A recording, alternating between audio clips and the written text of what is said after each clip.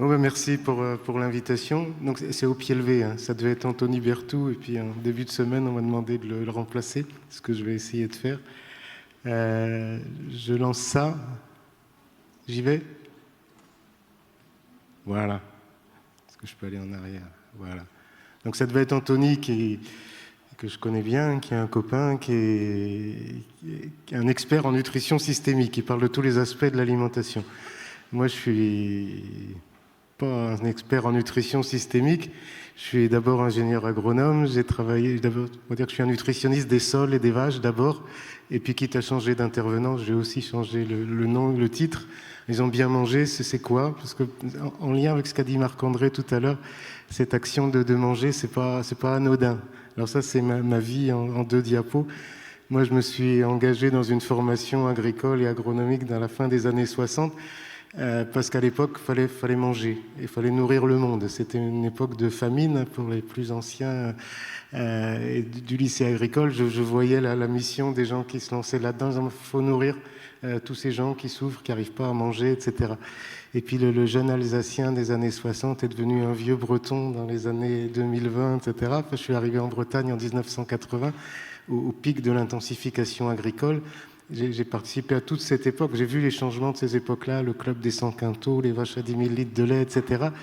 Et puis aujourd'hui, j'ai mon dernier mandat, je suis titulaire d'une chaire à l'université de Rennes qui s'appelle Aliments et bien manger, c'est pour ça que j'ai changé le nom, tout un programme, et qui est une chaire, une chaire de recherche qui par définition est interdisciplinaire, c'est-à-dire qu'on ne finance et on suit des projets que s'ils ont un volet sciences dites dures et sciences dites humaines pour qu'on se comprenne et qu'on arrive à faire bouger les choses.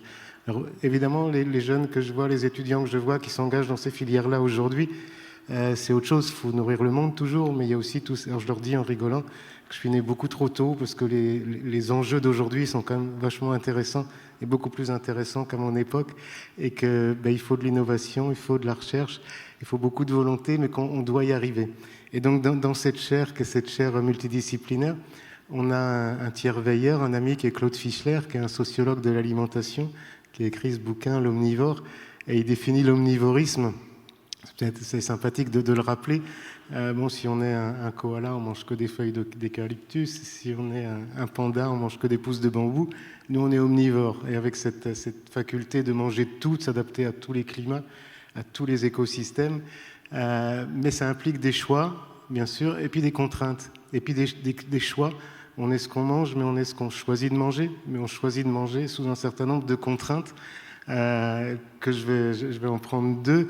Voilà, c'est pas bien de manger des aliments ultra transformés, on en parlera tout à l'heure, c'est pas bon. Mais si j'ai un revenu modeste, que je travaille, que je suis une famille monoparentale, il faut que je nourrisse ma famille. J'ai regardé, j'ai vérifié à peu près, je pense que c'est juste, pour mes 1000 kilocalories, je peux acheter un hamburger ou je peux acheter 5 kilos de tomates. Enfin non, mais ça coûte beaucoup plus cher, puis il faut les cuisiner, puis ça a une durée de vie. Enfin, c'est des choix. Je discute avec les étudiants, il y a une prof à l'université qui donne un cours de nutrition et qui me disait que d'habitude elle commençait l'année en demandant aux étudiants ce qu'ils avaient mangé le midi, et qu'elle a arrêté parce qu'elle s'est rendue compte qu'il y en a une proportion non négligeable qui ne mangeaient pas le midi. Et quand je discute avec eux, c'est des choix aussi, mais il y en a un qui m'a dit, ça m'a frappé, il me dit, tu sais, c'est un choix. Je saute le repas ou je mange des tacos parce que pour moi, c'est beaucoup plus important pour ma vie sociale de payer une tournée de bière ou de mojito ce soir avec les copains. C'est des contraintes. Je vais vous les illustrer avec des exemples un peu caricaturaux. Le principe d'incorporation, on est ce qu'on mange. Manger, c'est pas consommer. On n'ingère pas son téléphone portable, mais quand on mange, on ingère un certain nombre de choses. On est ce qu'on mange. On ressemble à ce qu'on mange. Les gens qui mangent comme moi, c'est des gens proches de moi, etc. Là, je vous ai mis des trucs pas très drôles. Oui à la polenta, non au couscous. C'est la Ligue du Nord en Italie. Les identitaires roumains disent j'ai choisi ces deux-là parce que c'est rigolo, parce que en fait, ils choisissent des plats de maïs et pas des plats de blé dur, alors que l'Italie et la Roumanie, c'est plutôt des terres de blé dur que de maïs au départ. Pour être suédois, il faut savoir faire les boulettes de viande, etc. Il y a une identification à l'alimentation pour définir sa personnalité. Des fois, c'est plus sympathique. Ça, c'est des trucs qu'on a fait à l'université pour montrer que c'est pas publié, mais il y a une très grande proximité entre santé et naturalité. Quand on demande aux gens c'est quoi un jambon bon pour la santé, C'est pas le jambon bio, sans nitrite, etc. C'est le jambon du petit producteur du coin. Parce qu'il est du coin, parce que c'est fait dans une petite ferme, etc. Je ne dis pas que c'est vrai, hein. Je dis que cette proximité, naturalité, santé, elle a quelque chose de positif, de sympathique en tout cas. Parce que manger, c'est incorporer au sens incorporable, mettre dans son corps ce qui s'est passé avant. Je me nourris de la santé des sols, de la santé des plantes, de la santé des animaux, de tout ce qu'il y a eu avant. Donc il y a cette perception, ce lien biblique. Là, je mange bien, c'est bon pour moi parce que ça a été bon pour la terre, les animaux, les hommes. C'est pas qu'une philosophie, c'est pas faux. Il y a une logique qui est en train de s'imposer, qui à mon avis va beaucoup nous aider. C'est une logique qu'on appelle One Health ou santé unique. Donc c'est les organisations des Nations Unies pour l'alimentation, la FAO, la santé, l'OMS ou l'environnement, qui ont défini ça dans cette phrase-là, la santé des humains, des animaux domestiques et sauvages, des plantes et de l'environnement en général, y compris des écosystèmes, est étroitement liée et interdépendante. Là, c'est plus de la perception ou de la philosophie, c'est de la biologie. Alors pourquoi je m'autorise à en parler ? C'est que moi, en mai 2022, j'ai soutenu une thèse, il n'y a pas d'âge, j'avais 68 ans, et la thèse reprenait un petit peu ce que j'avais fait avant. Et le titre, c'était l'amélioration de la santé des hommes et des écosystèmes profite à la santé de l'homme. C'était une thèse de biologie santé en option prévention des maladies métaboliques. Cette thèse est devenue un bouquin que je vous recommande évidemment vivement. Et elle raconte quoi ? Elle raconte 30 ans de recherche.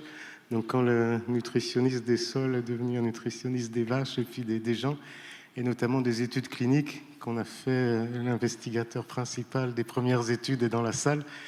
En fait, on a fait publier 8 études cliniques, donc des études encadrées, où la variable expérimentale, c'est pas ce que mangent les gens, c'est la façon dont les aliments sont produits. Les gens mangent la même chose pendant, des fois, généralement, ça dure 3 mois. Ils ont les mêmes menus, mais les œufs, les viandes, les pains, etc. ne sont pas produits de la même façon. Et on mesure des marqueurs de santé chez l'homme. Donc on a publié des choses sur des marqueurs de santé, sur la composition des membranes des globules rouges, les phospholipides, avec des volontaires 5, des volontaires obèses et des reprises de poids après un régime hypocalorique, avec des différences de 1 à 5. Sur l'insulinémie et l'insulinorésistance, il y a des volontaires diabétiques, sur des marqueurs du risque cardiovasculaire, etc. On a calculé et publié les bilans carbone et des lignes d'ACV des repas. C'est plus de la philosophie. Il y a vraiment un lien entre la façon dont on produit et des marqueurs de santé chez l'homme. Notre santé dépend de ce qui s'est passé avant, de la santé des sols et des animaux, etc. Alors je raconte ça dans la thèse et dans le bouquin. C'est pour être en bonne santé, on se nourrit des nutriments. Et les nutriments, Marc-André l'a rappelé tout à l'heure, 50%, tout ce qu'on mange vient du sol. Le sol nous nourrit. Il nourrit d'abord les plantes. Les plantes savent faire de la synthèse chlorophyllienne, mais ne savent pas aller chercher les oligo-éléments et les petits nutriments du sol. Ça, c'est les champignons, puis la vie du sol qui les amène. La plante donne l'énergie, et puis la vie du sol amène ça à la plante pour qu'elle fabrique ces nutriments, qui sont les antioxydants, les anti-inflammatoires. Et dans la teneur, la densité dépend de ce qui s'est passé sous nos pieds. Alors, j'ai juste une étude que j'aime partager, c'est la plus récente, mais ça donne une idée de l'impact qui aujourd'hui est démontré. On parlait des backlash, la science existe, après elle n'est pas forcément diffusée, etc. On a recruté des mamans au CHU de Rennes. Elles étaient des mamans enceintes ou en intention d'allaiter, et on leur a proposé de rentrer dans une étude où, toujours même variable expérimentale, elles mangent la même chose, mais le mode de production a changé. Et on a regardé la composition du lait maternel et la composition du microbiote du bébé. Moi, j'aime bien cette étude parce que c'est un lien dans le temps et dans l'espace. La composition du lait maternel, il y avait 2 labos INSERM qui ont bossé là-dessus, qui sont moi, j'ai découvert ça. C'est incroyable, la composition du lait maternel. C'est vraiment la maman qui transfère l'immunité, la santé du bébé. C'est l'avenir du bébé, en fait. L'étude, elle commence quand on commence à semer les graines qui vont nourrir les gens ou les animaux. Elle continue quand les mamans mangent. Et puis elle continue dans la composition du lait et le microbiote du bébé. Et tout a changé. Dans le lait, il y a des oméga-3 qui vont faire le cerveau du bébé. Il y a des oligosaccharides, les human milk oligosaccharides qui participent à l'immunité. Il y a des immunoglobulines, il y a des hormones, de l'insuline. Il y a beaucoup de choses. Tout change, pas en fonction de ce que mangent les gens, mais en fonction de ce que mangent les sols et les animaux qui ont nourri les mamans. Je trouve que ça, c'est extraordinaire. J'ai plaisir à présenter ça. Je vous montre juste le titre de l'article qui n'est pas encore paru, mais qui est en soumission. L'amélioration des pratiques agricoles et de l'alimentation animale améliore la qualité nutritionnelle du lait maternel. Une étude clinique randomisée One Health. Bon, c'est bien.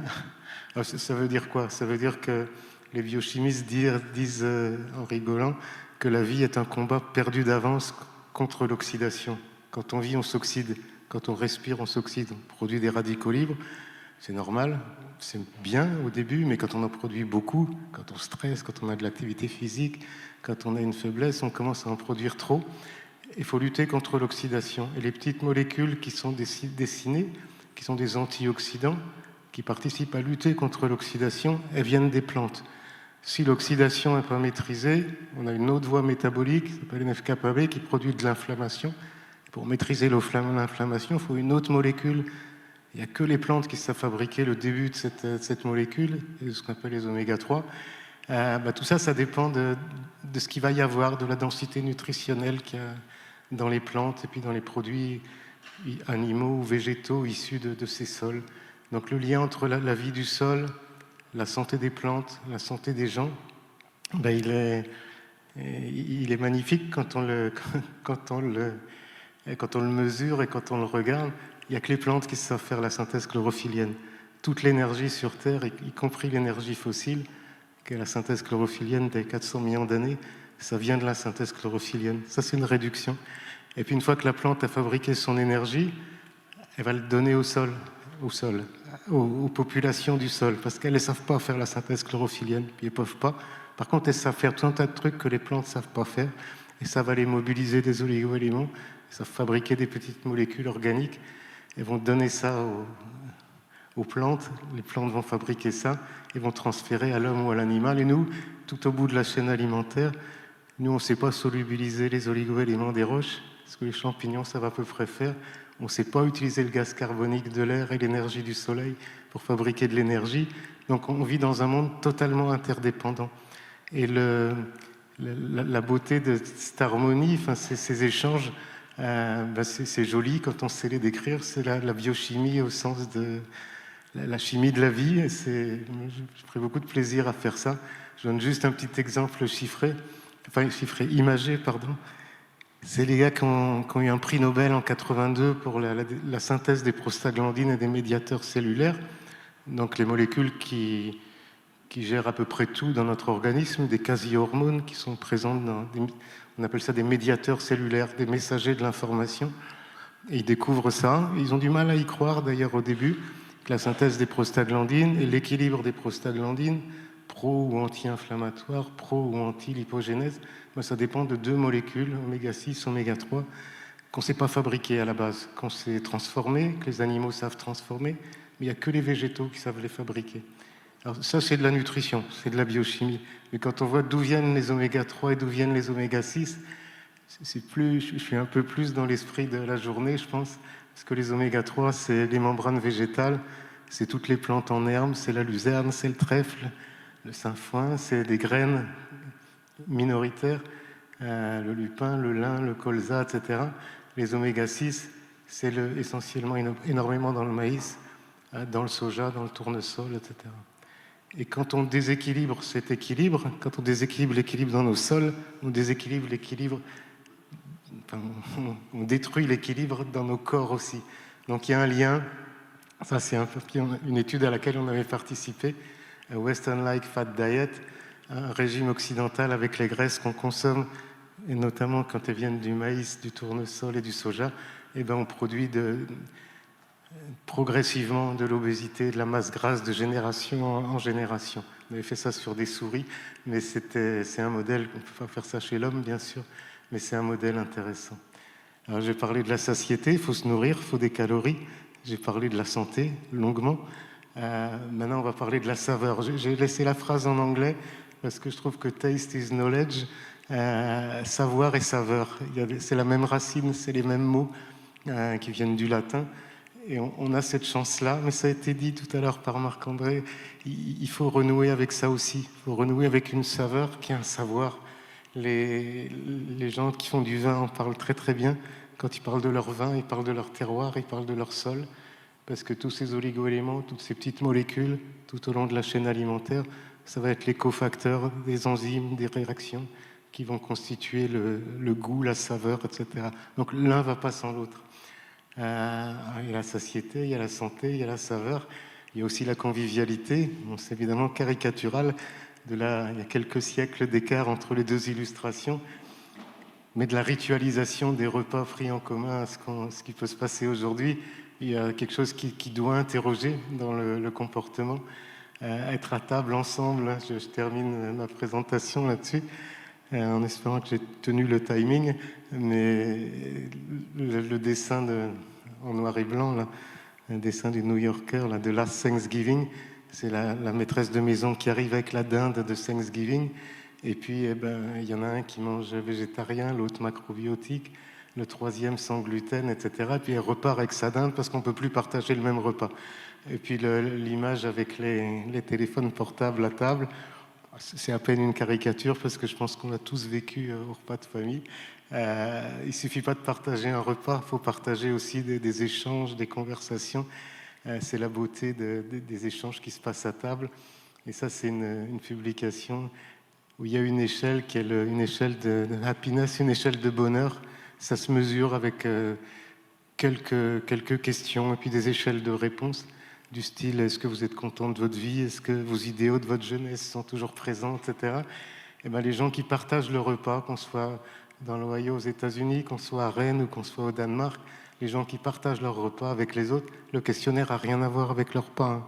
Les gens qui partagent leur repas sont 10 ou 15 ou 20% plus heureux que les autres. Je vois, c'est des stats, hein, mais il y a sûrement une causalité autour de tout ça que je saurais pas qu'on devine. J'ai mis ça pour rigoler parce que je trouve bien. C'est sûr que si la scène s'était passée comme ça, les apôtres auraient été sans doute un peu moins costauds pour diffuser la bonne parole. Et ben, je termine là-dessus pour dire qu'en conclusion, il y a sûrement, ça a sauté un peu, mais c'est sûrement urgent de déconnecter quand on mange, déconnecter de son portable, déconnecter des fake news ou des backlash qui ont été évoqués tout à l'heure. Il y a urgence par contre à se reconnecter entre producteurs et mangeurs, de se reconnecter à ses sens, à son environnement. Et puis ben, merci à Biogé de nous donner l'occasion de le faire, de se reconnecter et donner l'occasion de parler des racines. Le mot a sauté, mais l'image est là. Des racines de notre alimentation, des racines qui sont profondes. Je vous remercie.